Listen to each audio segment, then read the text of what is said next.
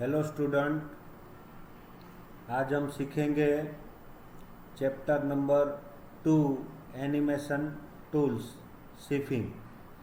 तो गुजराती मीडियम और English medium दोनों मीडियम के स्टूडेंट के लिए मैंने कॉमन वीडियो बनाया है आज, क्योंकि ये प्रैक्टिकल बेस है तो दोनों के लिए सेम वीडियो रखा है मैंने।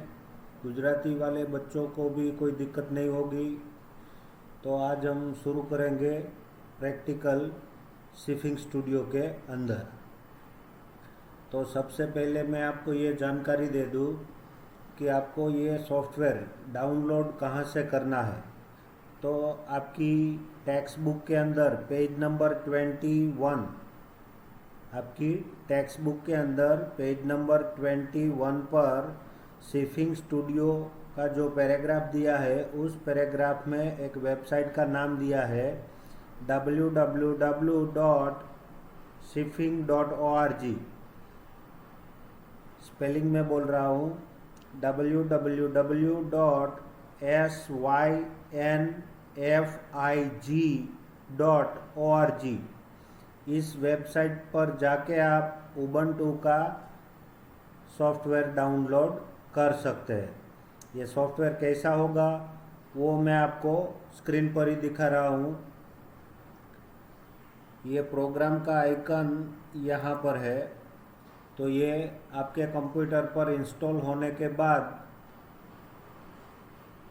स्टार्ट बटन पर क्लिक करोगे तो इस लिस्ट के अंदर आपको कहीं दिखाई देगा।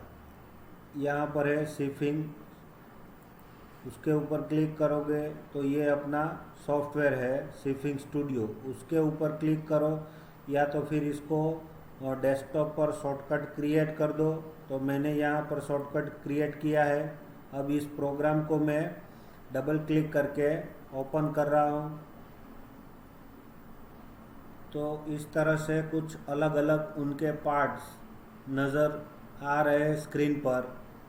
तो उसको अरेंज करने की एक मेथड है, प्रॉपर मेथड में उसको अरेंज करना पड़ेगा। तो सबसे पहले स्टूडेंट, ये जो काली स्क्रीन है, इस प्रोग्राम को आपको क्लोज नहीं करना है। इसको आप मिनिमाइज बटन पर क्लिक कर दो। अगर आपने इसे क्लोज किया तो पूरा प्रोग्राम क्लोज हो जाएगा। इसलिए आपको इस विंडो को क्लोज नहीं करना है, इसको मिनिमाइज कर दो। फिर ये अपना मेन कैनवास विंडो है, ये अपना टूल बॉक्स है। तो इसको अरेंज करने के लिए टूल बॉक्स के फाइल मेनू में पैनल में जाना है। उसके बाद आपको reset window to original layout button पर क्लिक करना है। इस ऑप्शन पर आपको क्लिक करना है। तो ये ऑटोमेटिकली उनके सारे स्पेयर पार्ट जो होंगे वो अपने आप जुड़ जाएंगे। फिर आपको इसे थोड़ा वर्टिकल पैनल को पतला करना है और उसकी हाइट भी थोड़ी कम करनी है। इस तरह से पूरा सामने दिखाई दे उस तरह से आपको अरेंज करना है। फिर ये अपनी कैनवास विंडो को इधर टूल बॉक्स के बाजू पर लगा के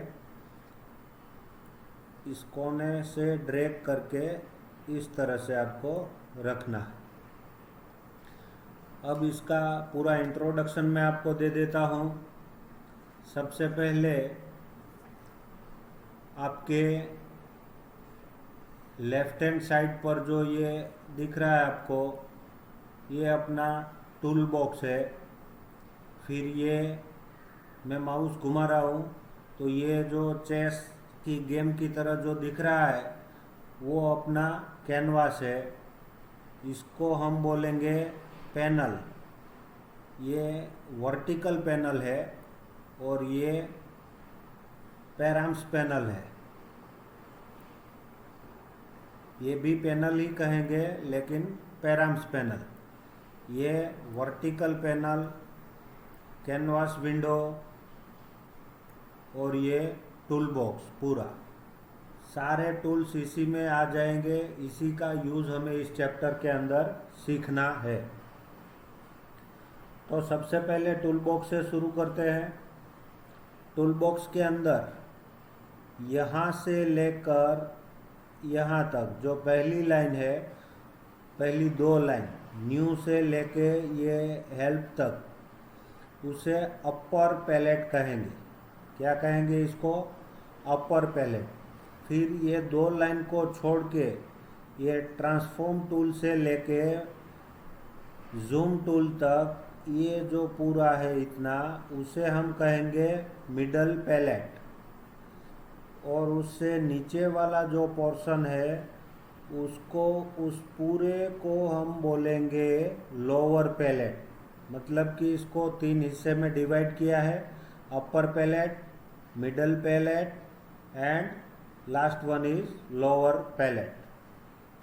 तो अपर पैलेट के अंदर नई फाइल बनाना है, बनाई हुई फाइल को ओपन करना है, बनाई हुई फाइल को सेव करना है, तो इसका यूज़ हम यहाँ से कर सकते हैं। इतने जो भी ऑप्शन आपको दिख रहा है वो उनके लिए है। फाइल बनाना है, फाइल सेव करना है, फाइल को ओपन करना है वगैरह।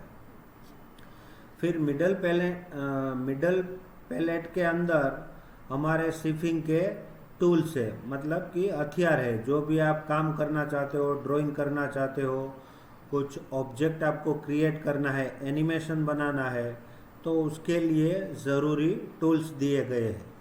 तो टूल्स के बारे में जानकारी दे दूं मैं आपको। पहला है, जिस पर मैंने पॉइंटर रखा है, वो ट्रांसफॉर्म टूल है। किसी चीज़ को आप सिलेक्ट कर सकते हो इस टूल की मदद से। उसके बाजू में है स्मूथ मूव टूल, आसानी से किसी को इजी आप घुमा सकते हो स्मूथ मूव टूल की मदद से।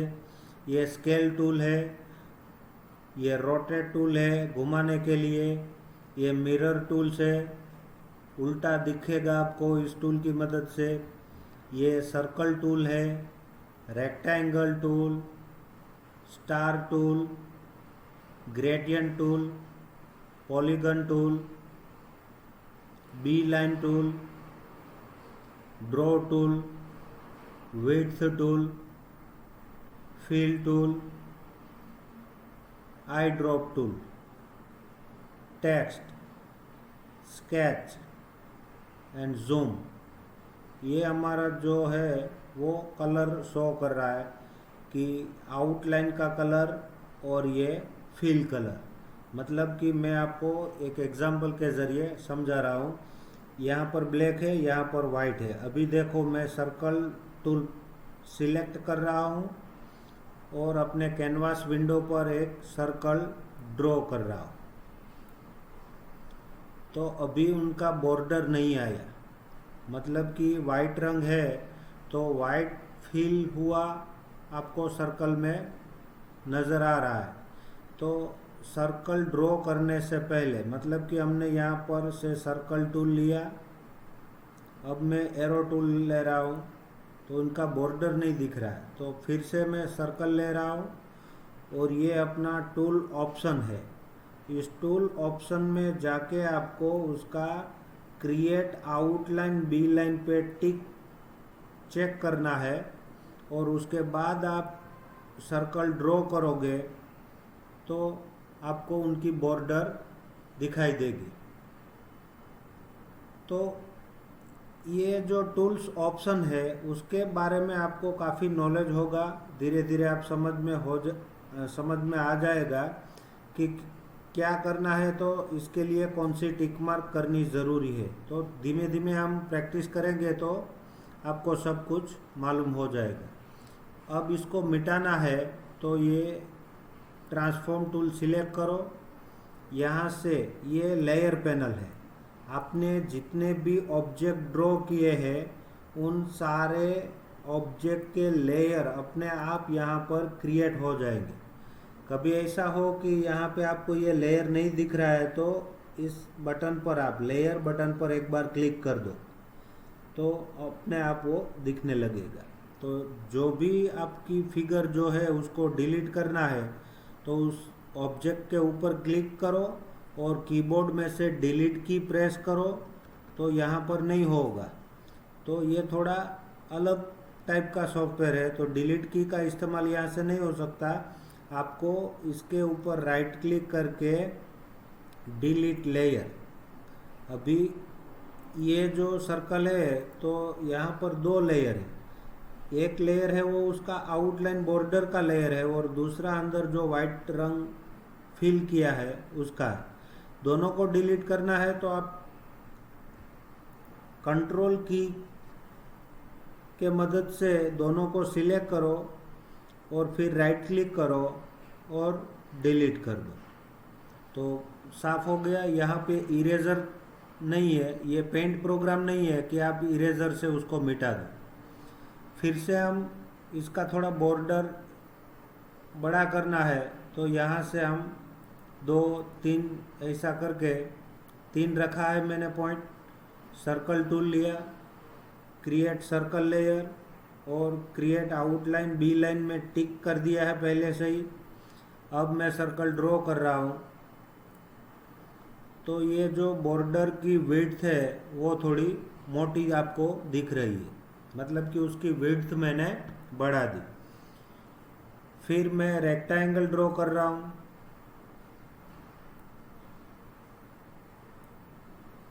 तो ये रेक्टेंगल ड्रॉ किया तो उनकी आउटलाइन बॉर्डर है वो नहीं दिख रही। इसका मतलब है कि मैंने इस टूल को, रेक्टेंगल को सिलेक्ट करने के बाद टूल ऑप्शन में जाके, रेक्टेंगल को सिलेक्ट करके टूल ऑप्शन पे जाके क्रिएट आउटलाइन बी लाइन को सिलेक्ट करना पड़ेगा। मतलब कि उसमें टिक करोगे तो उनकी बॉर्डर भी आपको मिलेगी।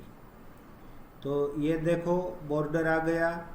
तो इस तरह से अभी मान लो कि इनके स्थान को आप चेंज करना चाहते हो, मतलब कि इसकी पोजीशन चेंज करना चाहते हो, इस जगह से उसको उठा के इधर रखना है, तो उसके लिए आपको ट्रांसफॉर्म टूल सिलेक्ट करना है। फिर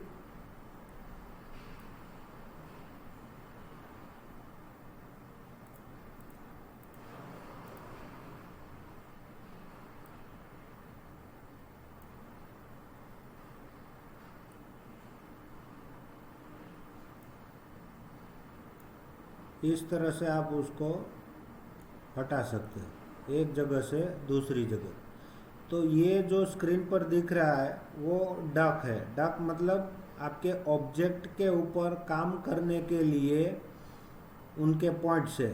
तो पहला है टॉगल पोजीशन डक, दूसरा है toggle vertex ducks, third one is toggle tangent duck, radius duck, width duck और एंगल डक।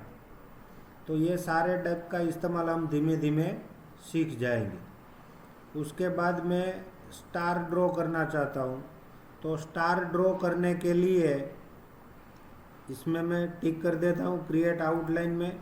अब स्टार के कितने कॉर्नर रखना चाहते हैं, तो स्टार टूल आपने यहाँ से सिलेक्ट किया है। उसके बाद आपको टूल ऑप्शन पे जाके उनके नंबर ऑफ कॉर्नर, मतलब नंबर ऑफ पॉइंट जितना रखना है वो आप यहाँ पर सेट कर दो। 5 का है, मैं 7 कर देता हूँ। अब मैं ड्रॉ करूँगा, ड्रैग करके छोड़ देना, तो ये आ गया। अभी मैं इसको चेंज करके 5 करके ड्रॉ कर रहा हूँ। जो एक बार फिगर ड्रॉ हो गया उसको आप चेंज नहीं कर सकते। तो इसमें काम करने के लिए आपको थोड़ी सावधानी रखनी होगी, क्योंकि एक बार आपने जो भी ऑब्जेक्ट ड्रॉ कर दिया उसके अंदर कुछ चेंजेस करना है तो ये बहुत ही डिफ़िकल्ट वर्क है। और ये पोजीशन डक को मैंने खींच कर इधर रखा तो ये उनका पोजीशन चेंज हो गया। तो इस तरह से हम अलग अलग ऑब्जेक्ट ड्रॉ करेंगे। शुरू में हम बेसिक वर्क करेंगे, तो आपके लिए इजी यही रहेगा कि आप पहले इन टूल बॉक्स के अंदर दिए हुए सारे टूल्स का यूज़ अपनी टेक्स्ट बुक में जाके एक बार पढ़ लो। उसका यूज़ किस तरह से करना है वो मैं वीडियो में बता रहा हूँ, लेकिन आपको उसका थियरी जो है वो एक बार पढ़ लेना है। एकदम इजी है।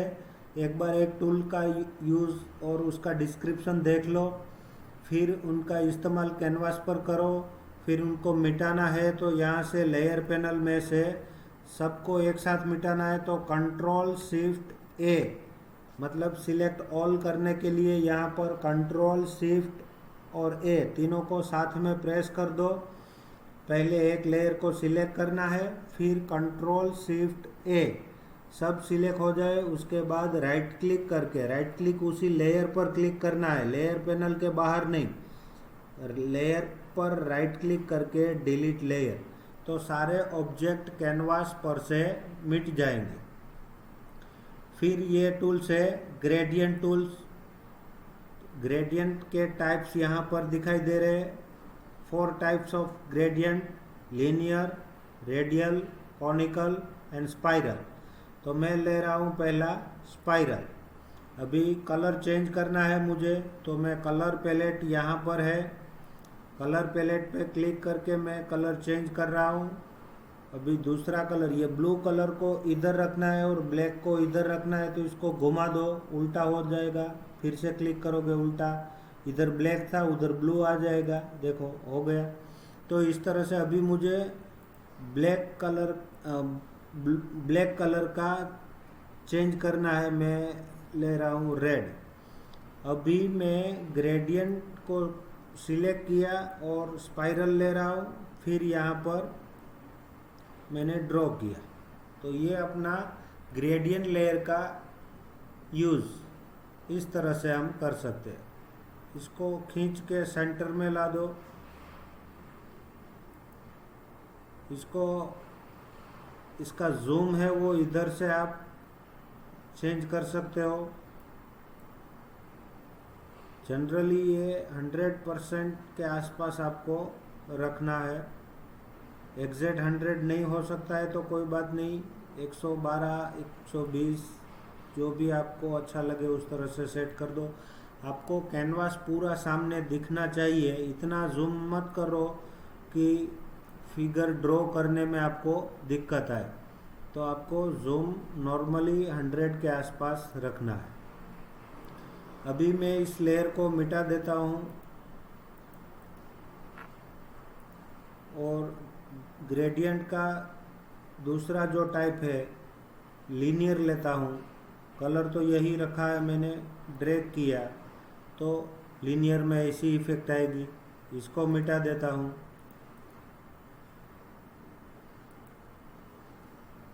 नेक्स्ट ग्रेडियंट सिलेक्ट करो और उसका रेडियल सिलेक्ट करो, ड्रैग किया तो रेडियल में ऐसा आ रहा है। इसको वापस मिटा देते हैं, डिलीट। ग्रेडियंट सिलेक्ट किया, यहाँ से कॉनिकल ड्रैग किया तो कुछ इस तरह से फिगर आपको दिखाई देगी। अलग अलग डिज़ाइन कलर का इफेक्ट देने के लिए ये है। तो इसको मिटाने के लिए ये आइकन नेम और जेड डेप्थ, तो यहाँ पर आइकन है, उसके नीचे इस जो भी टूल्स या लेयर होगा उनका आइकन यहाँ पर दिखेगा। आइकन के ऊपर आपको क्लिक करना, आइकन स्पेलिंग के ऊपर नहीं, यहाँ पर क्लिक करना।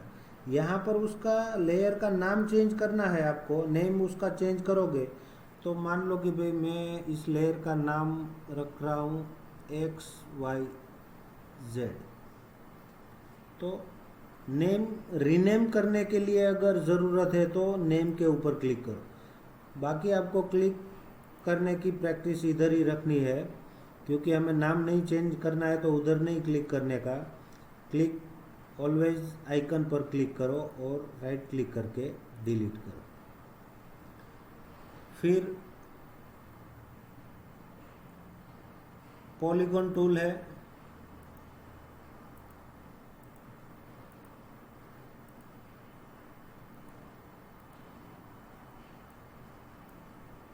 अलग अलग कोने वाला।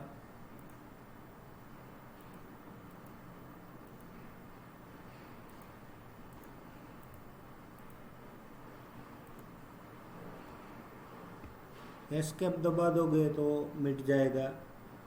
फिर बी लाइन टूल है, बी लाइन टूल का यूज़ इस तरह से, मान लो स्टार बनाना है, यहाँ पे स्टार्टिंग पॉइंट पर क्लिक करो, फिर राइट क्लिक करो और लूप बी लाइन पर क्लिक कर दो तो स्टार बन जाएगा। कोई भी फिगर ड्रॉ करने के बाद आपको ट्रांसफॉर्म टूल लेना है और एक बार कैनवास पर ब्लैंक पार्ट पर क्लिक कर देने का है। अगर आपको इसे मूव करना है तो इसके ऊपर ट्रांसफॉर्म टूल सिलेक्ट करके ये पोजीशन डक, ये डक अगर आपको नहीं दिख रहा है तो ये एक्टिव होगा तो ही दिखाई देगा। अभी ये एक्टिव किया, अभी डीएक्टिव कर रहा हूँ तो इधर से हरा डॉट जो था, ग्रीन डॉट, वो आपको दिखाई नहीं देगा। मतलब कि इसकी पोजीशन आप चेंज करना चाहते हो तो आपका पोजीशन डक एक्टिव होना चाहिए, तो ही ये ग्रीन डॉट आपको दिखाई देगा। उसको खींच के इस तरह से इधर उधर आप कैनवास पे किसी भी जगह पे रख सकते हो। तो फ्रेंड्स, आपको इसके अंदर थोड़ा प्रैक्टिकल करना है। सॉफ्टवेयर डाउनलोड कहाँ से करना है वो मैंने आपको बता दिया है। अब आप वेबसाइट पे जाके मैंने जो बताया फिर से एक बार रिपीट कर देता हूँ। www.simfig.org पर से सिफिंग स्टूडियो आपको डाउनलोड करना है। छोटी सी फाइल है, 21-22 MB की फाइल है। उसको डाउनलोड करके इंस्टॉल कर दो अपने कंप्यूटर पर, और उसके बाद मैंने जो आपको बताया है उतना आपको प्रैक्टिस करनी है सारे टूल्स का, और उनको अरेंज करने का जो भी बताया मैंने इस वीडियो में, उतनी आपको प्रैक्टिस करनी है। उसके बाद हम क्या करेंगे कि किसी ऑब्जेक्ट को हम मूविंग की इफ़ेक्ट देने का काम करेंगे। तो पहला ये आपका होमवर्क है कि आप सिफिंग स्टूडियो डाउनलोड करो, डाउनलोड करने के बाद इंस्टॉल करो, इंस्टॉल करने के बाद किताब में दिए हुए टूल्स के बारे में एक बार पढ़ लो। दूसरा चैप्टर है हमारा एनिमेशन टूल सिफिंग, उसको पढ़ लो। पढ़ने के बाद इन सारे टूल्स का आपको नाम के साथ यूज़ करना, फिर उसके बाद धीमे धीमे हम आगे बढ़ते बढ़ते सीखेंगे एनिमेशन किस तरह से इस प्रोग्राम के अंदर बना सकते हैं हम, वो बताएंगे नेक्स्ट वीडियो के अंदर। और इनके जो भी टूल्स है वो अभी थोड़ा काम बहुत बाकी है। तो इतना आज के लिए हम रख रहे हैं। Thank you.